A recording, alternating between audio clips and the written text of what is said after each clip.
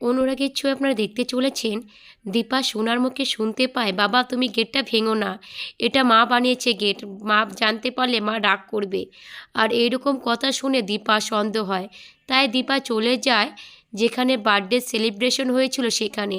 আর সেখানে গিয়ে দীপা সিসিটিভি ফুটেজটা দেখে নেয়, আর সেখানে সূর্য তার বানানো গেটটা ভেঙে ফেলেছে।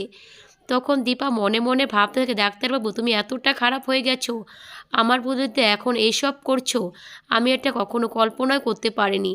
আর এইদিকে ভেক্টর দীপার কাছে হেরে গেছে বলে এটা কিছুতেই মানতে পারছে না।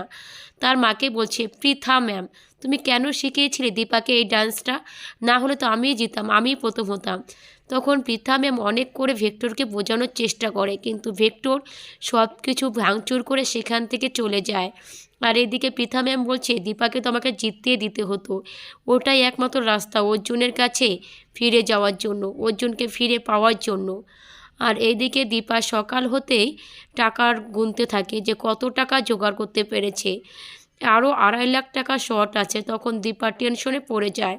তখন সোনারূপাও বলছে, মা তাহলে কি আমরা একসাথে আর থাকতে পারবো না?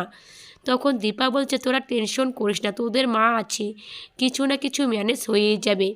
এইদিকে দীপা সব কিছু কাজটা সেরে টাকাগুলো জোগাড় করে সূর্যদের বাড়িতে চলে যায়।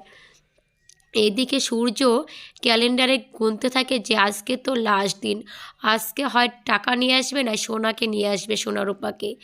এই আনন্দে সূর্য অনেক খুশি হয়। তখন সূর্যের কাকিমণি এসে বলেছে, দীপা এসেছে। তখন সূর্য খুশির চোটে তাড়াতাড়ি করে নিচে চলে যায়। নিচে গিয়ে দীপাকে বলছে, দীপা তুমি নিশ্চয়ই টাকাগুলো জোগাড় করতে পারোনি, তাহলে তুমি সোনারূপাকে আনোনি কেন? ওদেরকে তাড়াতাড়ি নিয়ে আসো, আর ওরা আমার সঙ্গে থাকবে।